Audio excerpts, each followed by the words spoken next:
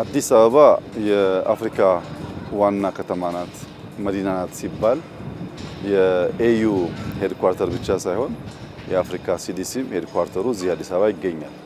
የአፍሪካ ሲዲሲ ቀደም ሲል እንዳየነው በጣም ትልቅ ፋሲሊቲ ነው፣ ትልቅ ግንባታ ነው።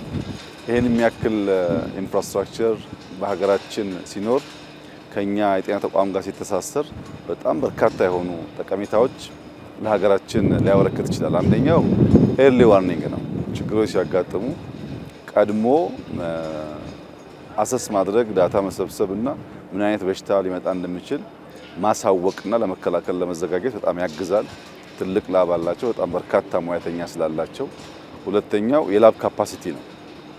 አንዳንድ ሎካሊ ለመመርመር የምንቸገርባቸውን የበሽታ አይነቶች በአፍሪካ ሲዲሲ የላብ ሰርቪስ ማግኘት ይቻላል፣ ግዙፍ ላቦራቶሪ ስላላቸው። ሶስተኛው ስልጠና ነው። ሁሉም እቃ ሙያተኛ ባለበት የተሻለ ሙያተኛ ለማፍራት የሚያስችል ስልጠና ለመስጠት ያስችላል።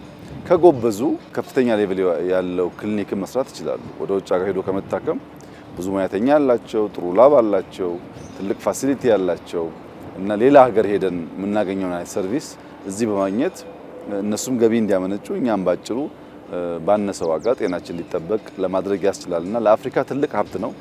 ለኢትዮጵያ ደግሞ ካለን የጤና ፖሊሲ ጋር ተያይዞ መከላከል ላይ ከታመመ በኋላ ማከም ላይ ባለን ፍላጎት እንደዚህ አይነት አቅም ሲገነባ በእጅጉ የሚያግዝ ይሆናልና በርካታ ሆስፒታሎች የተገነቡ ነው ያሉት፣ ጤና ኬላዎች የተገነቡ ነው ያሉት። ግን ለምርምር የሚውል ከፍተኛ የምርምር አቅም ያለው ላቦራቶሪ እና በከፍተኛ ሙያ ያላቸው ግለሰቦች ያሉበት ተቋም ሲኖር ለማሰልጠንም ለመመርመርም ለመደገፍም በእጅጉ ስለሚያግዝ ይሄን እንደ ትልቅ አሴት ነው የምንወስደው።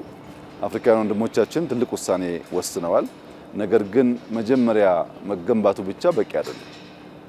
ይሄ በጣም ብዙ ሀብት የሚፈልግ ብዙ ዕውቀት የሚፈልግ ትልቅ ፋሲሊቲ ስለሆነ በገባነው ኮሚትመንት መሰረት ይሄን ተቋም ደግፈን ሙሉ በሙሉ ራሱን ችሎ ረን የሚያደርግበትን መንገድ መፍጠር ያስፈልጋል። አንዴ ገንብተነዋል ብለን ብንተው ራሱን ሜንቴን ማድረግ ካልቻለ ተመልሶ ወደ ኋላ ስለሚሄድ እስካሁን የተሰራው ስራ አስደማሚ ነው፣ አስደናቂ ነው። ከዚህ በኋላ ግን የአፍሪካ ሀገራት እንደራሳቸው ሀብት ደግፈውት ኢትዮጵያም ደግፋ ሌሎች አካላትም ደግፈው ይበልጥ ፈንክሽናልና ውጤታማ እንዲሆን ስራ ይጠበቅብናል። ዛሬ ባየነው ስራ ግን እጅግ ተደምመናል። በጣም ቆንጆ ፋሲሊቲ በሀገራችን በመዲናችን እንዲኖር ስላስቻለ ይሄን በመደገፍና ይበልጥ ፈንክሽናል እንዲሆን በማገዝ የበለጠ ውጤታማ እንዲሆን ለማድረግ እንሰራለን። ባየነው ደስተኛ ነን። እንደሚቀጥል ተስፋ አደርጋለሁ።